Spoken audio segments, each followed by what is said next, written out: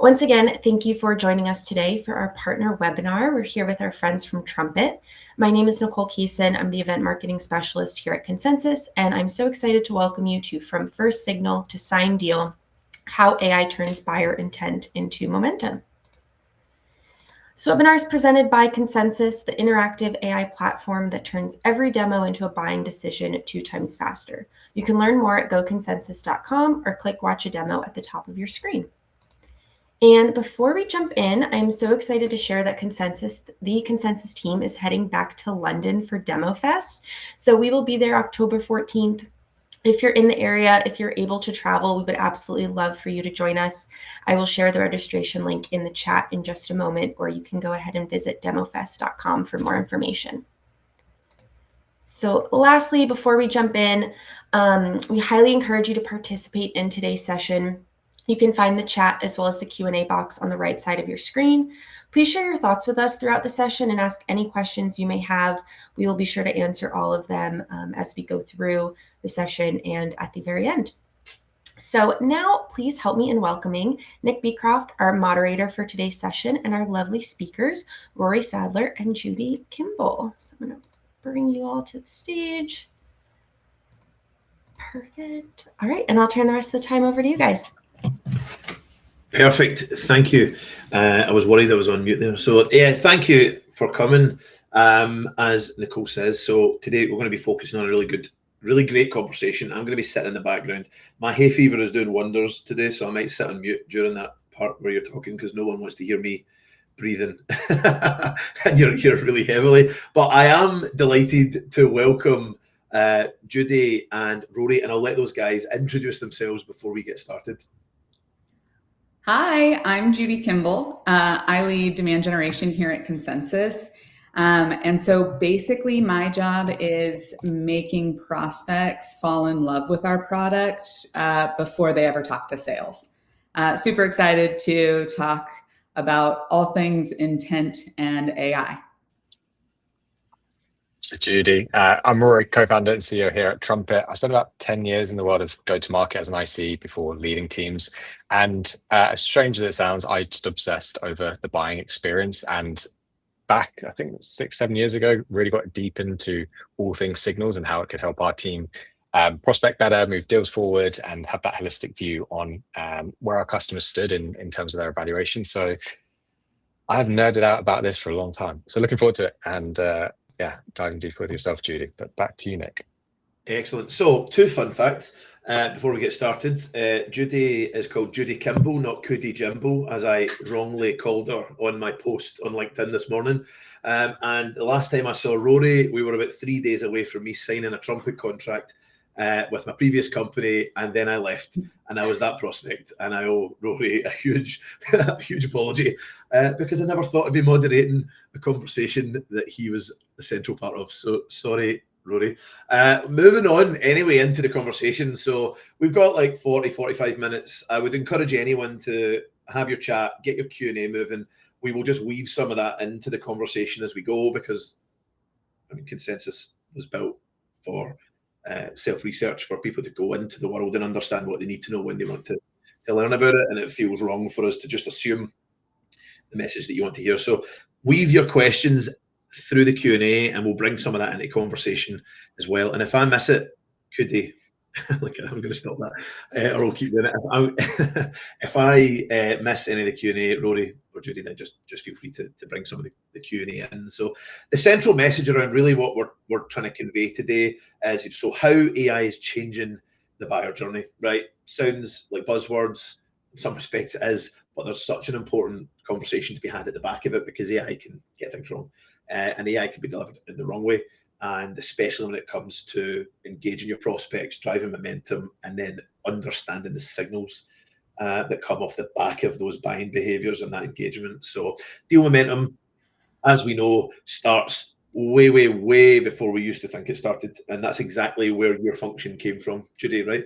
That specialist piece around that. And that's exactly why your product was built, Rory, so that no one misses a beat in that conversation. So it begins with buyer signals way up funnel, before it might even be in the funnel, and this part of the funnel that no one used to realize existed.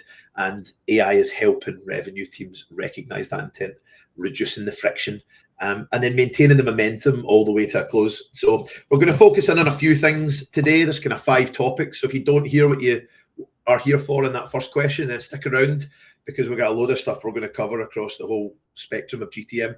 And we're going to lean into a couple of things. So we're going to lean into the kind of buyer journey and how that's changed over the last few years, more in the last 3 than probably in the last 50 combined. We're going to look specifically into Judy's experience in marketing, and Rory would love your opinion on that too, on things like identifying genuine buyer intent. We're going to look at turning buyer signals and how do you actually turn that into a sale.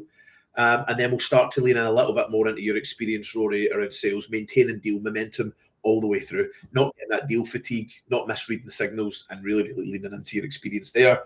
And then actually we'll land on what our high-performing revenue teams do differently, because there are teams in the world that are winning and growing and scaling when others are struggling, and there's got to be a commonality amongst that. And so then we'll get there in the end. So as I say, Q&A, ask the questions at the time, and we'll weave that through the conversation, but we'll get a general flow.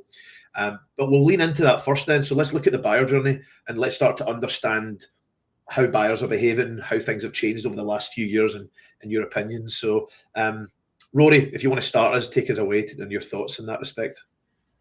Yeah, for sure. And thanks for the tee up, Nick. I think first and foremost, we can all agree that times just keep changing quicker than we can even keep up with.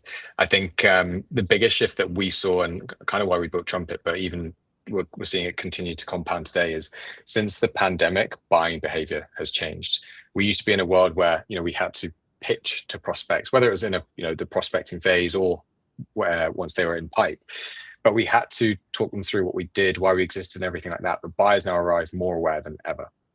And the reason for that is they're able to research independently. So they don't arguably need us as much as they used to. And that's from the incredible information that lives online, comparison sites, communities as well, and the transparency of websites, competitors popping up, and some showing pricing, some not.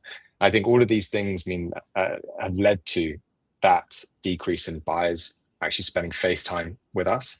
And for us, that's the biggest shift that we've seen, is buying committees are getting bigger, but buyers are spending less time with go-to-market teams, especially in those kind of early evaluation stages. And I think they only engage with sales once they're about 77% of their way through their evaluation.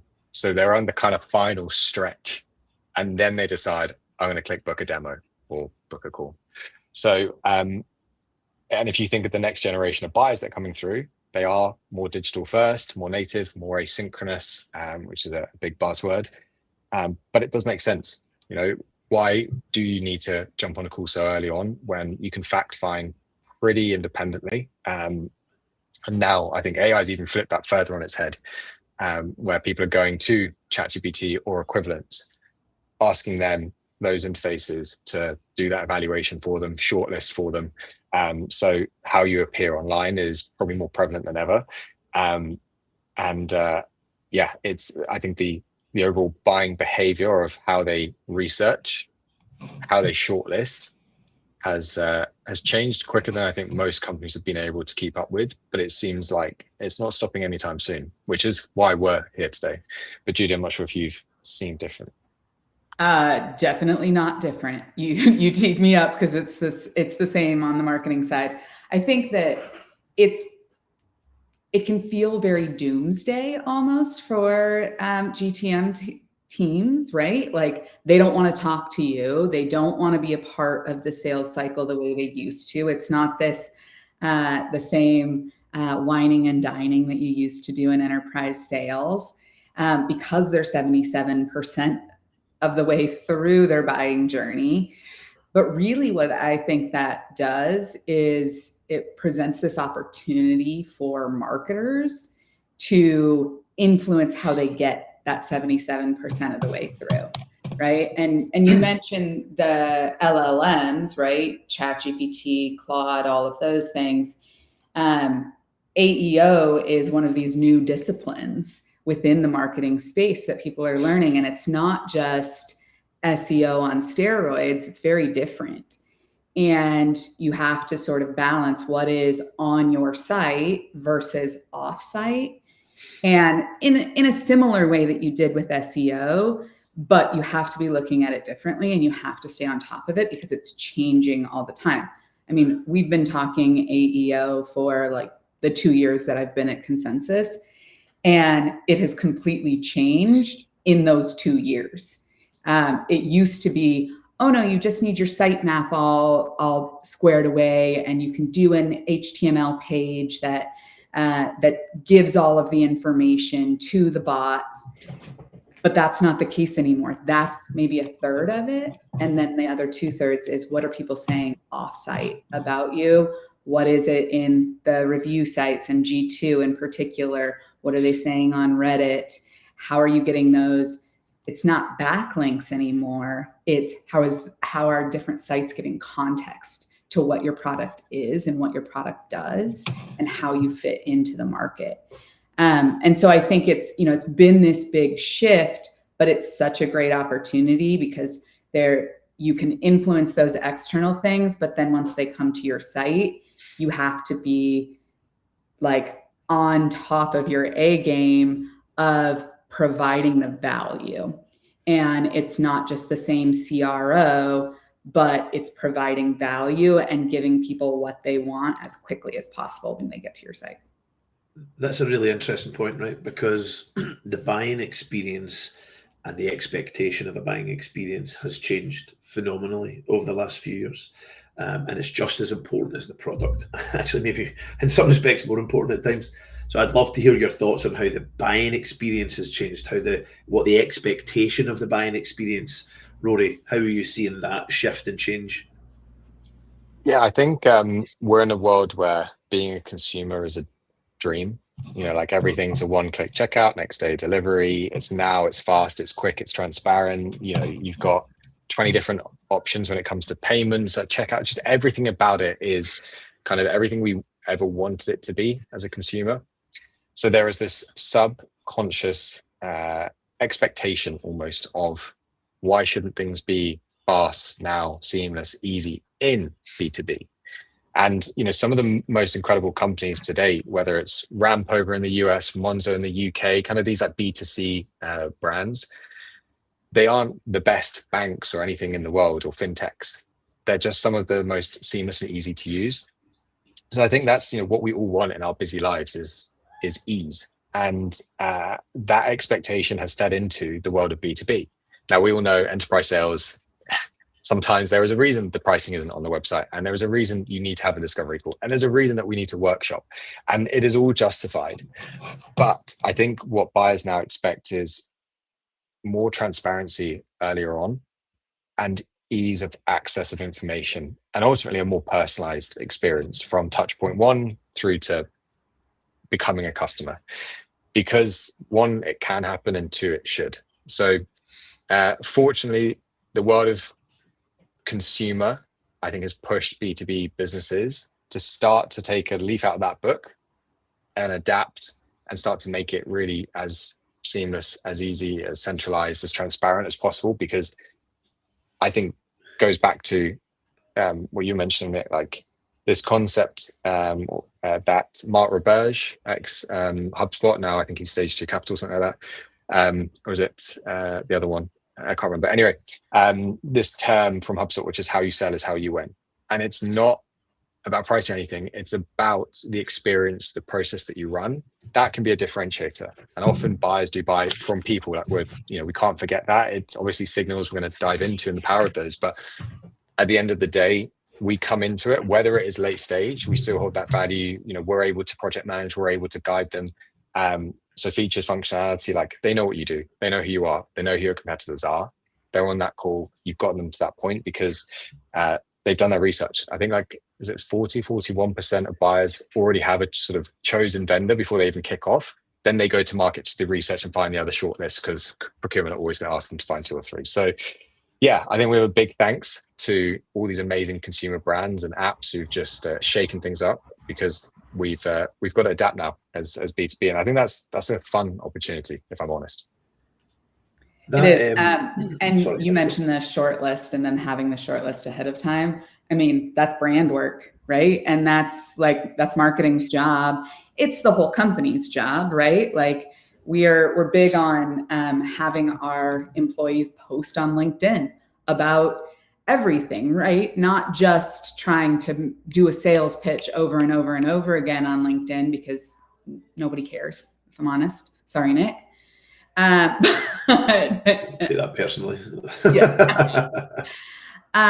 But we want them to bring their whole selves and show up, because that is a reflection of our brand. But it also is that easy personal buying experience. And if you're going to talk to a salesperson, you want to talk to a person, right? And they should be kind and they should be relatable. And so I think there's like this element of, yes, we want to use technology. Obviously, we're both from tech companies and we want to make things easy through technology, but we don't want to lose the humanity in that process. And, we're going to talk AI and how AI makes things more efficient and everything. But I'm a big advocate for let AI help you do great work, but don't let it take over for where judgment needs to come in and where personality needs to come in to play. So. I agree. And it actually takes us a little segue. That whilst AI makes research and things infinitely easier, it also adds a level of complexity to the buying journey for people as well. So for everyone, not just for the buyer. And I'm going to just throw in a competition for the best question of the day. We will send you a copy of this book.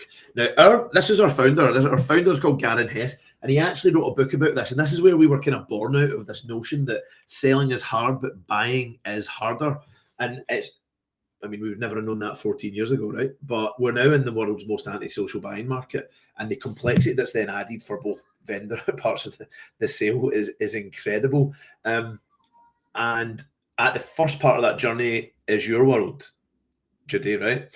And it's identifying genuine buyer intent, and this is where the sort of complication starts to fall into place. So I'd love to hear your guys' opinion on what genuine buyer intent actually looks like at that first contact point. What does it look like? What would you notice? What would you see? And how would you read that?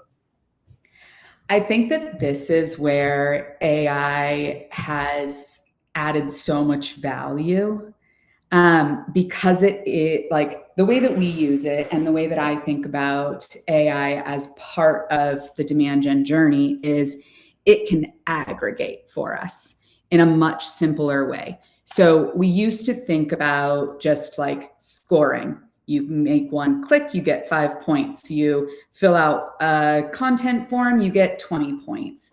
And it was this aggregate score that then said, MQL, great, sales, this person's ready to buy. That's not the way that it works anymore. Honestly, it was never the way that it worked, but it was the what we could do. But now you have this opportunity, and we're sort of just starting to dabble in this, if I'm perfectly honest, in this like marketing qualified account.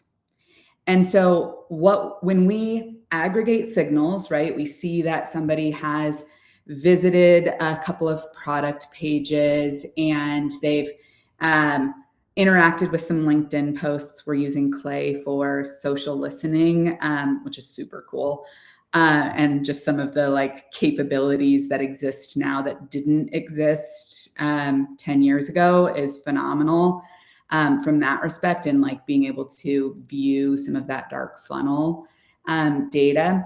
But we're bringing all of those signals together and then saying there's something happening at this account that means that we should start reaching out. Here's a couple of contacts that have done some things.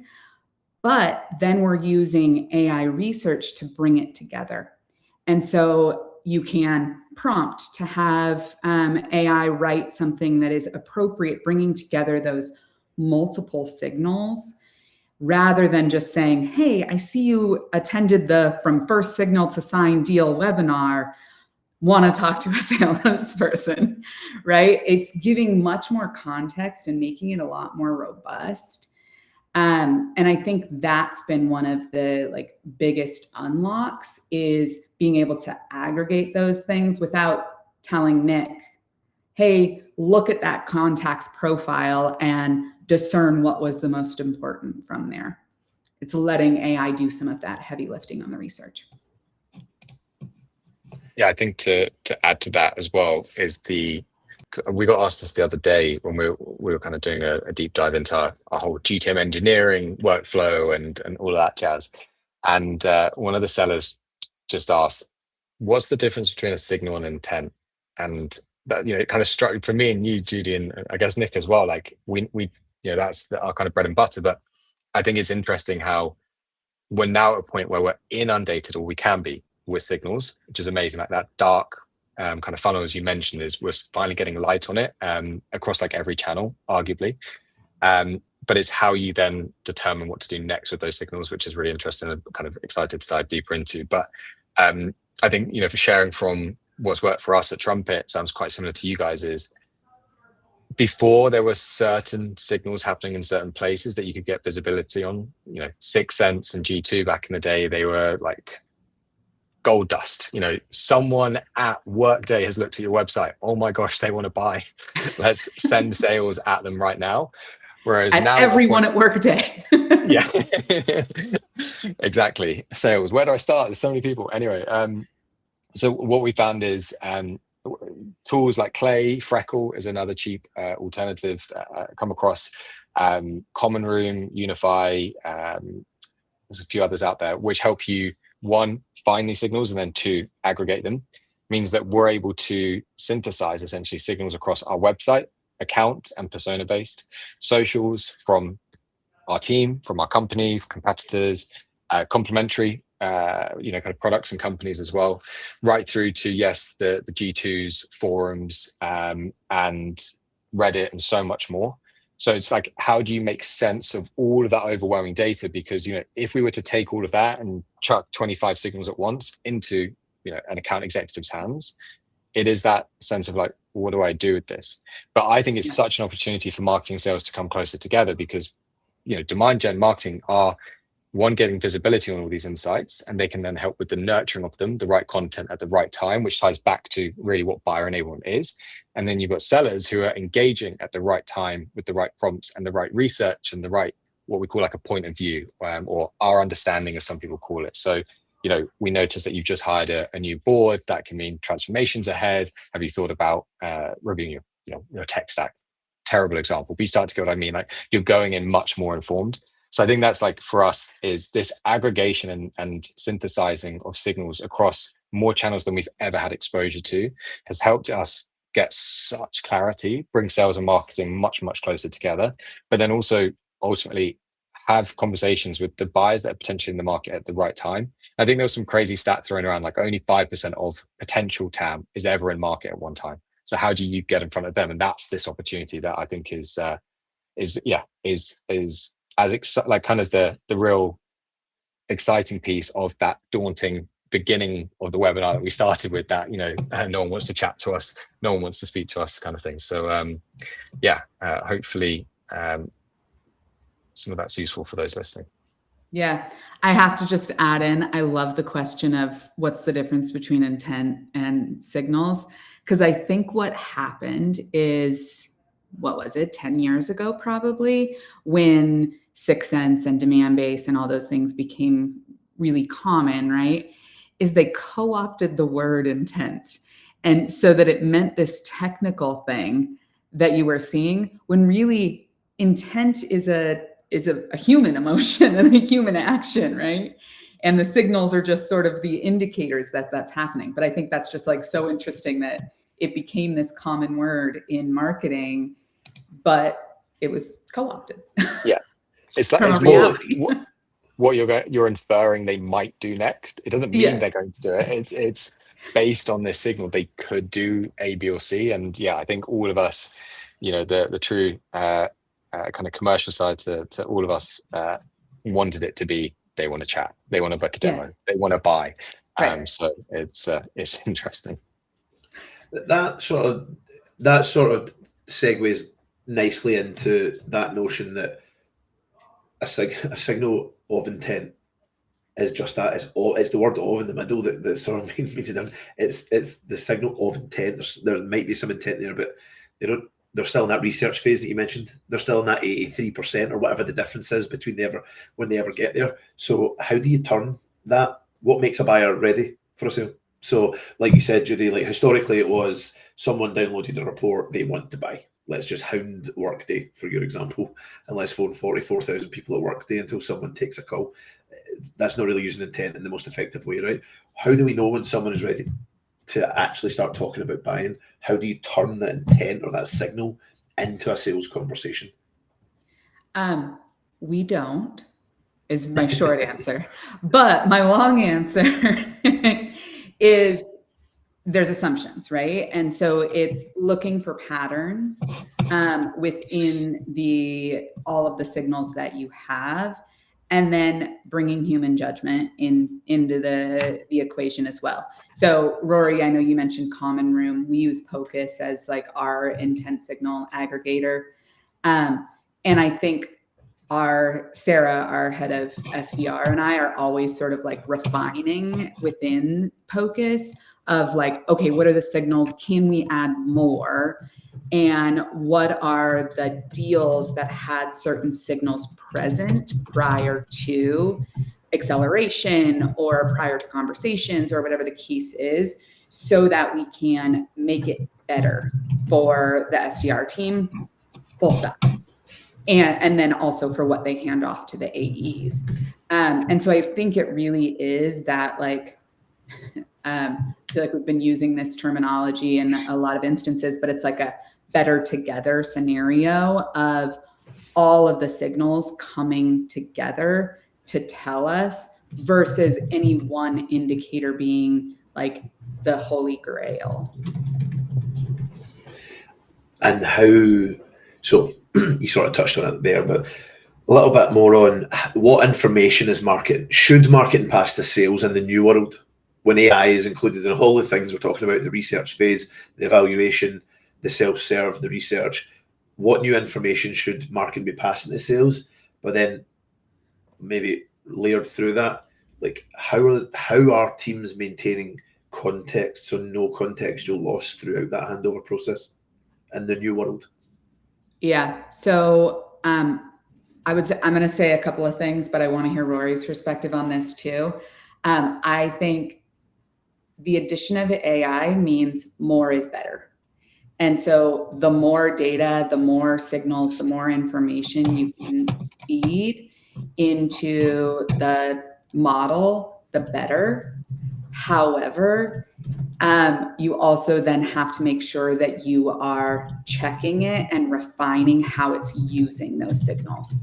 And I think it's the way that I look at AI usage in general is love it to make me more efficient. And I will use an agent to clean up my email internally, 100%. It's mostly junk. We're a Slack company.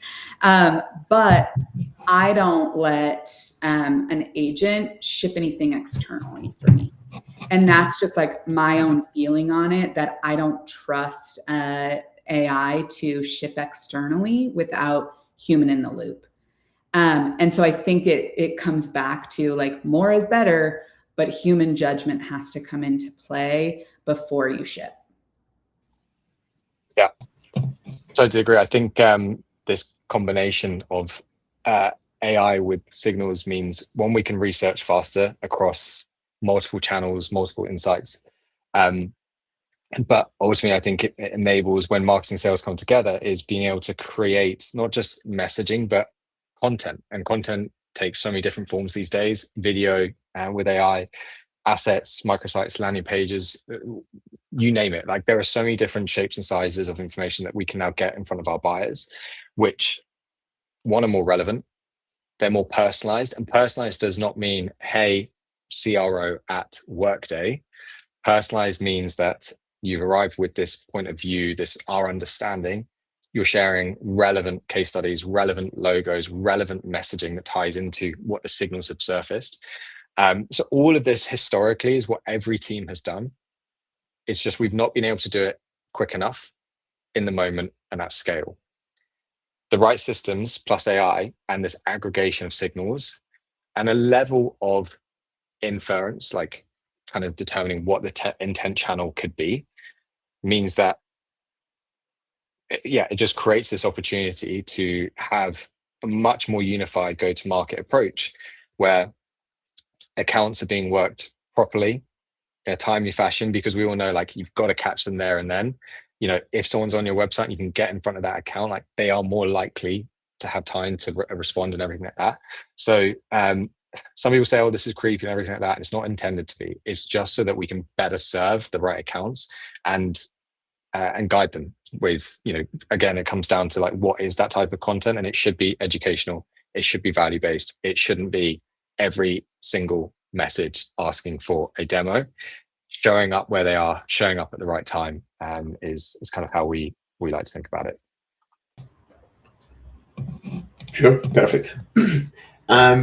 Which AI tools and workflows, right? So we've spoken a lot about AI tools and workflows to support that transition. Which AI tools and workflows are you guys seeing that actually have the biggest impact?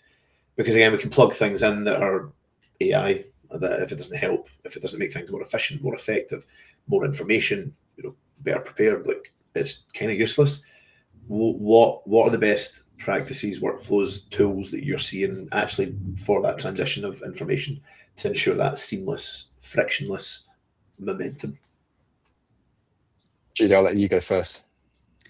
So I think Consensus is one of the tools that works really well, obviously, for us, because we have that sort of growth of buyer intelligence as someone moves down the journey, right? So they watch a demo on the website, they click through a tour before they ever raise their hand to actually talk to sales. So sales knows that what they have seen already before then they're going in depth on their on product demos. They're looking at the security reviews. So there's all of that buyer intelligence that we're adding. We also are Trumpet customers as well as Trumpet partners. And so, like, being able to see the engagement with the deal room is super helpful in being able to understand what those buying signals are, right? Like, just coming back to it doesn't necessarily matter if they're not including people into the buying group, for instance, right? And so we use something that we call deal momentum. It's essentially a scoring model, but it basically was looking at what are those buying signals that are going to indicate that a deal is more likely to close. And so, like, one of ours, for instance, is 9+ demo views. Now, that doesn't matter if it's 9 people or 9 views on one demo. We will have a 72% close rate. That's our average. And so it's like, okay, we want to get more people watching demos at the accounts, like, easy indicator, right? And so I would say those are some of the elements that are, like, giving the intelligence, not exactly AI workflows, but those are what are indicating success for our teams. That's a really good point, actually, is it's not just this surfacing and aggregation of signals and insights. It's then what can you as a business infer from them based on, your product, your category and everything like that. Because first you've got to, like, the way that we thought about it was understand where your buyers are. So where are they engaging? Where are they showing up? For some industries, like, we sell to revenue teams. So yes, everyone's very active on LinkedIn. That's great. If you're selling to oil and gas, people don't care about LinkedIn. So you've got to be thinking about where there are potential signals, and it is harder for some industries than others. But first of all, you've got to kind of map out potential channels, product signals, things like that. There's Chrome extensions that can help understanding, like, people's tech stacks. There's Vector, which is understanding people visiting your website. I know HubSpot made an acquisition with Warmly. We've seen Common Room acquired by Zoom, and we've seen I think a couple of others out there. So there's tools to identify signals in social, in dark social, in these other channels we're not visible in. And then obviously AI is brilliant when it comes to, like, news, funding, hiring, all of those. AI, pretty much any LLM provider, Perplexity in particular, is great at that. Bringing it together requires, like, a Common Room, a Focus, a Triggerfy, Unify. I think there's 2 or 3 others.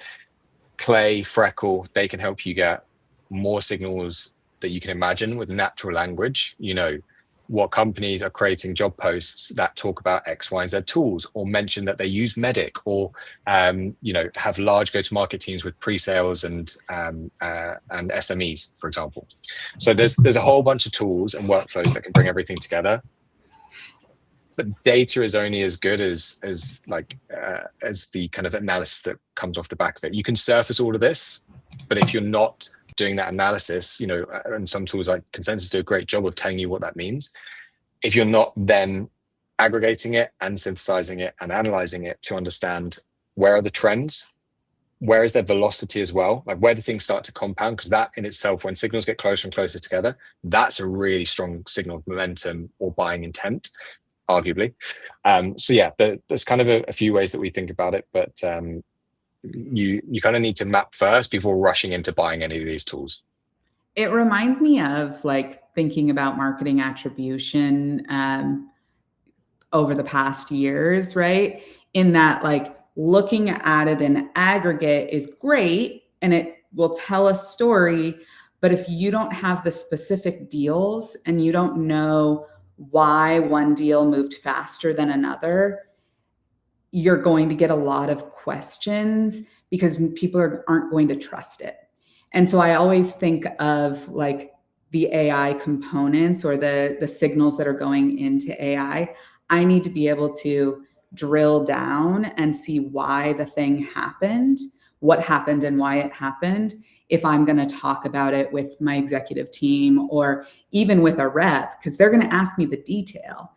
And we need to be able to still see the detail. And so that's always my concern with AI is I don't want to lose the detail. And so I'm always asking Claude, now give me a spreadsheet with all of those deals that you used in that attribution. Because that way I can double check it.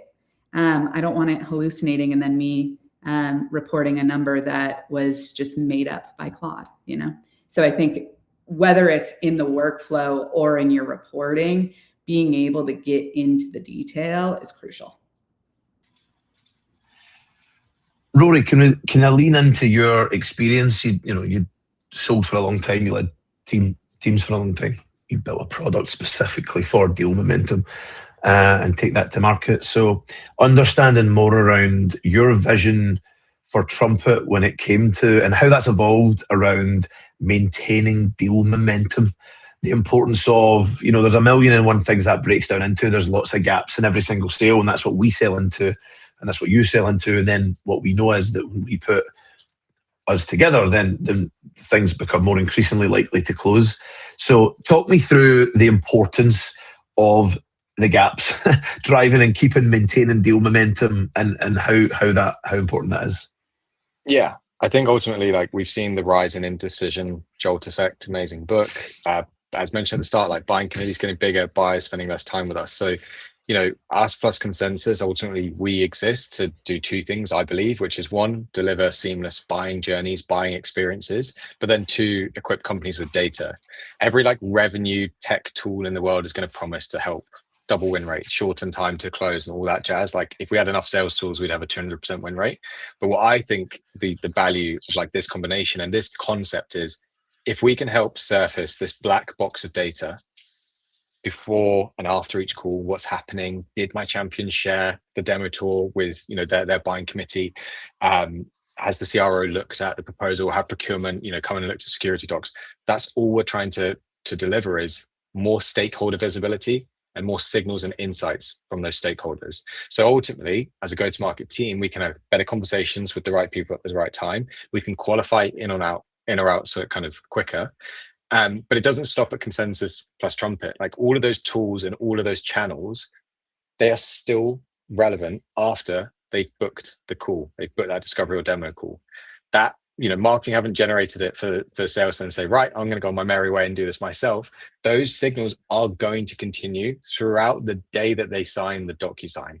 They're still going to be comparing other tools. They're still going to be sense checking, because again, indecision is on the rise. Everyone is very, very hesitant to make a mistake, go with the wrong vendor. And we are overwhelmed with choice now in the world of tech in particular. So, if you think that they're just looking at you and two other providers that they've mentioned on that first call, you're wrong. at any point, it can all get derailed because a new provider can pop up. Someone new has joined the company. Again, if you've got your signals in place, you'll know about those leadership changes. So I think it's like really having an appreciation that those top of funnel signals are probably going to be continuing alongside the process that you're, running them through in terms of your sales pipeline. So yes, Trumpet can surface new stakeholders and signals, and yes, Consensus can do the same. And yes, that combination is very powerful to surface new signals that most companies had never had visibility on, because both tools are interactive, they are collaborative, and the more interactive and collaborative, the more unique signals you can get. And I think a higher weight of intent, but it has to still be done in combination with, well, what's happening elsewhere in other channels, in socials, and things like that. So that's my kind of honest take, is we just need this continued holistic view. And it's a very new, I guess, kind of mindset for revenue orgs to have, and especially sellers. Like, this is not normal to have that bird's eye view constantly before and after every call, but we kind of need to be continuously trying to qualify out conversations and saying, like, this isn't going to happen. Where is the risk? Where are the gaps? Are we losing momentum? Yes, I've got a call booked in 2 weeks' time. There's a lot that can happen between those. So yeah, we've signals are our friend to basically show momentum. I also feel like it has like retired the marketing to sales handoff, because it's going back and forth the whole time. Like, there isn't just this handoff point where you lob it over the fence. As you were talking about, like, sort of that evaluation that goes throughout the sales cycle, it made me think of a couple of other cool opportunities that we've seen in tech is when you can do contact-based advertising.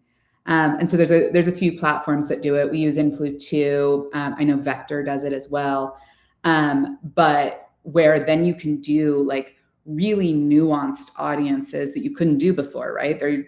In most platforms, there's these audience limits. You have to have 30,000 contacts before you can run an ad campaign. This, you can do 30, add an account. And so that you're following them around throughout the sales cycle with that progressive message that I think is just so complementary to that sales cycle. And then you're getting that signal back as they're engaging with that. And it's just such a huge development in how that buying experience and how the seller can be more engaged. Everyone for a long time, forever, has pretty much followed some form of sales methodology, right? Whatever form it is, and it's developed in time. Medpic, like, it always progresses, always changes, right? And that we all recognise the importance of controlling those mechanisms of a sale, right, and understanding the right information at the right time. AI can play a huge part in that. So in many forms, in the non-contextual loss and pulling information into the right and understanding sentiment and all these other things. But in your experience, Rory, with your tool and other tools that support that kind of part of the funnel, how is AI supporting the follow-up and that deal momentum, specifically? How is that playing into Trumpet, for example, to support that? Because that's, as with anything, CRM hygiene, every seller's a nightmare. Getting the right information and putting that in a system of record in some capacity is every sales manager's nightmare. Like, all of that information to make informed decisions to do what you've just described, i.e., we're not looking to just consistently validate and say, well done, great opportunity, let's see you next week. We're actually looking for frailty. We're looking for a break point. We're looking for something that might have been missed by my viewpoint or Judy's or yours or someone else. How is AI supporting this through Trumpet and other parts? Yeah. I think if you think of a workspace like Claude or similar, the fact that you can now connect via MCPs, via APIs, data in any format, shape, size, look, feel, unstructured data, essentially, and it can then do that analysis for you. I think that in itself is a huge opportunity, because yes, Common Room and other tools exist, but a starting point is just bringing it together into one space, and it could be per account. You've got a chat or a GPT or anything like that. And historically, being able to analyze data required a team. data scientist, a data analyst, an engineer, a machine learning model. It was heavy, it was hard, it was technical. Really, these signals, and I do believe there are layers to each signal type as well.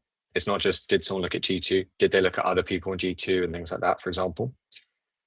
And this can all be unstructured data fed to AI, and it can very, very quickly help you understand, one, what does this all mean if I was to combine it and give you a TLDR, as they call it? Two, are there risks? Are there gaps? Is there momentum? And very much like that concept is what we focused on at Trumpet. This concept of a digital sales room, being able to centralize everything your buyer needs in one space throughout their journey means when new stakeholders enter the room, when they do lots of these different things in the room, there's whole dozens of signals. AI can then say, well, what does this mean? Because a lot of sellers are not AI native. And if you just chuck data at people, they get like data paralysis. They're like, well, what do I do with all this? What does it mean? And that's really why I think AI is the most effective, is it can very quickly map the buying committee for you and say, right, these are the people you've engaged with. Here are people you haven't engaged with. Trumpet can recommend new stakeholders that have not interacted. Or based on these signals, like they're compounding, there's more momentum, they're getting closer and closer together. This is healthy. Or actually, all of your signals are passive. Buyers are just watching, viewing, that they haven't shared, they haven't commented, they haven't downloaded, they haven't interacted with everything that you share with them. So depending on the signal type, the layers to it, if it's a passive signal, if it's an interactive signal, if it's a strong intent signal, AI is just there to help. Not just there. AI is now there to make sense of it in a way which historically required a lot of resource, headcount, tooling. So feels similar for you guys, but not sure if you'd add, Judy. I mean, I think that's spot on. I'll just add a little anecdote of AI identifying the story. We've used it for looking at our influencer program and seeing the impact of that influencer program, which generally speaking, we've seen growth in our branded search volume and not a decline in traffic, which most people are seeing a decline in traffic and, things like that.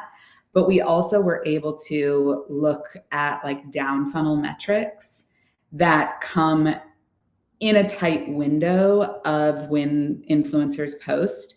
And so now we have a prompt built out to look at it on a quarterly basis to see how are the different influencers performing? And then it will also look at the content that they're posting to look at the performance of those things, of topics, and we have themes that we give to the influencers.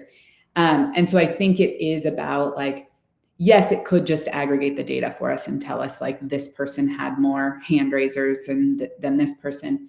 But it's being able to add that layer of intelligence onto it of this was the theme that brought in more down funnel and higher segment, so more enterprise versus SMB or something along those lines. So I think it is that sort of intelligence layer with the signals, not just a signal. Perfect. Which I think is a nice segue into our sort of final question, our final topic of discussion, right? Which is, what are high-performing teams doing differently right now? So we both get a different view on that, right? A different, same world, different customers, same customers. What are, and you're what you're seeing, Rory, across your CSM teams and your sellers and the relationships and conversations that you're having? What are they doing? What do they have in common? What are the behaviors? How are they implementing? And what's the skinny on that? I think one kind of quick one, and it'll hopefully resonate with a lot of people here, is you can do all of this fancy work and signal mapping and visualization and everything like that, which is great for us all as operators and the ones connecting the systems and trying to understand the trends and everything. But for the people that then have to action it, you need to make it easy for them. So how do you surface it in their daily workflow? Whether it's an email in their inbox saying these accounts that are under your name, they need some action today, and here's some things to think about, and like, you know, what the AI or what we've kind of determined, whether that's an email, whether it's in Slack. I think it's equipping your go-to-market team.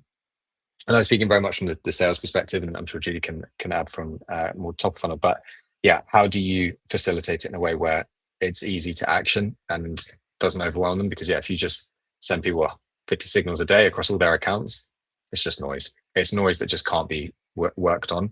So I think we all know the classic, like, sales spend 30% of their time doing admin. This will just add to it unless you make it in a way where it is a little bit more streamlined. Arguably, there's potential to automate some of this as well.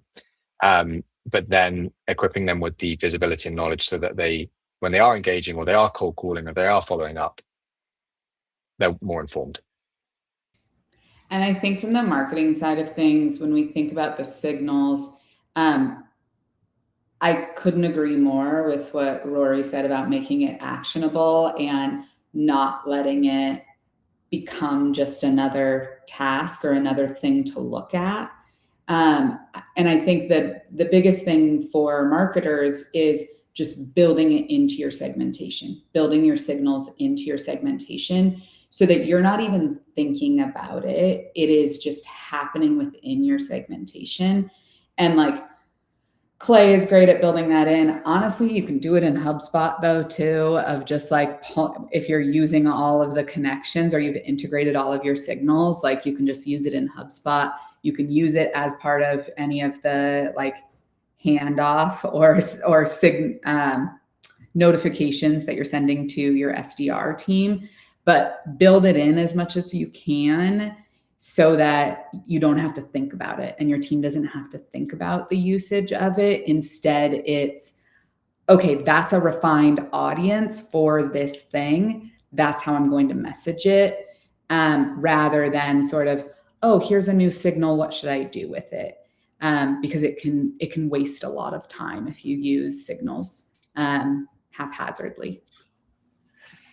So hearing, and actually this probably resonates when I think about some of my sort of top performing clients and customers as well, is creating that continuous buyer. So everyone considers the buyer as the external facing, but the next person in the supply chain, if you like, regardless of what it is marketing to sales, sales to marketing, marketing to CS, like whatever that might be, is creating that continuous buyer journey of non-contextual loss, where AI plays the part of bringing in the transcript and understanding the sentiment and being the value add to extract the stuff we might miss in the moment, and then creating that continuous buyer journey that means that marketing and sales are viewed as the same team, the same department. It's not us versus them. We are very much one, and we're very much one flow through the other. And I see that in my top performing accounts, but I guess unless I'm wrong, that's what I'm hearing there, is that just that total flow. Perfect.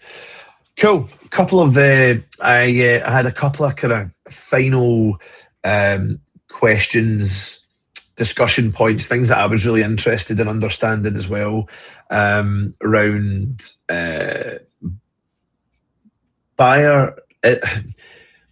How do I describe what I'm trying to get to? So when it comes to the specific topic of the buyer signal, right? So way back up the funnel, like let's say right back up the funnel, and we spoke about what to notice and what to nurture and what to take and what to develop and how to understand that. Are there any clear signals on what to miss, what to ignore, what to look into and think that's a better indication that this isn't our ICP, or that's a better indication that this person is just testing the water? And I'm thinking, right, so I'll give a bit of context around the question I'm asking. I am constantly getting targeted ads around, have a conversation with me and I'll give you free AirPods, I'll buy your next coffee. Do we see any distinction between that being a successful campaign? Does AI support the data to say that works alongside like your influencer campaign, which has shown like great results? Like, is there anything in that kind of world that sort of plays into that? It's so interesting. I think the biggest component is refining your ICP. I will take the brunt of the blame here in that I don't think we were as tight on that as we should have been for a period of time, where things were getting through that I'm like, nah, that shouldn't have ever been a sales conversation, right? And so I think that is number one. And that's your number one indicator of no, don't waste your time. If it doesn't fit your ICP, what does Rex call it? Rex, our CRO, calls it the UCP, or unideal customer profile. Know what that is and ignore that. But then I would also say, I mean, we have done these like incentivized campaigns, like Nick was mentioning. They bring in conversion, honestly, and while that they bring in volume. And so you're like always trying to work the conversion versus volume angle. And so sometimes I have it running, sometimes I don't have it running, because it's like, you know, a constant battle. But I wouldn't say that those have been, or there's been anything like that has been an obvious indicator for me in what we've run over the last few years. And the reason I ask, or a sort of follow-up question or thought or whatever, is because do we then correlate that to when people are either incentivized with a thing or they're incentivized with the opportunity to research and understand in their own way? Do we see that greater success? So when you think about those, I mean, our recent acquisition, PO or Talkables component, right? We start to see greater engagement through self-education and conversation, and all that signal and intent that starts feeding back that converts at a higher rate, right? There's like the old way and the new way. And we see that when you start to give them that opportunity to self-research because you've caught their attention with the marketing hook or whatever comes there, does that then feed into higher conversion around, you know, again, and that next level, rather than just throwing something at them like a coffee or something, but actually throwing information and research and capability? Does that then convert again? I personally would look at them as two completely different things. Right. Okay. Because they're very different sides of the funnel, or parts of the funnel, I would say. Like if you're doing that sort of incentivized, you're a little further up still. But if you're giving somebody that like education component, like I have a great stat where when we added a Talkable, the like conversational AI layer, to our homepage demo, it tripled our conversion time. And it's because people wanted to do that self-education, right? And they wanted to ask more questions. And then when we looked at the questions from the transcripts, we could see people were asking more in-depth questions. Because they weren't watching a video or clicking through, they were able to just go directly to what they wanted, and then so they wanted more. And so I think of those as two different parts of the journey, but they're both incentives to engage in different ways. Fair. Okay, cool. We are at the very end. What I thought would be helpful is if, Rory, how do people get in touch with you? So if people want to get in touch with you or the Trumpet team, what do they do? Where do they go? Direct them somewhere. We're big on LinkedIn. I'm always a connect away, DMs, everything like that. Email rory@sendtrumpet.com. Love sharing insights, like what's working for us and connecting with other peers. So yeah, either or. Perfect. And Judy, how do people start to get in touch with us? Direct them somewhere. LinkedIn. I put my LinkedIn profile in the chat. Amazing. And Great. Rory did the same a little further up. So. Thank you. Thanks, Nicole. I'll hand back to you. Yeah, sorry. We are nearing the top of the hour, so I have to come back in and shut down such a great conversation. But Nick, Judy, Rory, thank you guys so much for your time and just for sharing all your knowledge today. Really appreciate it. Thank you to everyone who joined. We will be sharing the recording afterwards to all registrants via email. So feel free to share it with your friends and colleagues. And we hope you join us for the next webinar, which will be August 13th. And I hope everyone has a great rest of their day. Thanks, everyone. Thanks, everyone. Thank you.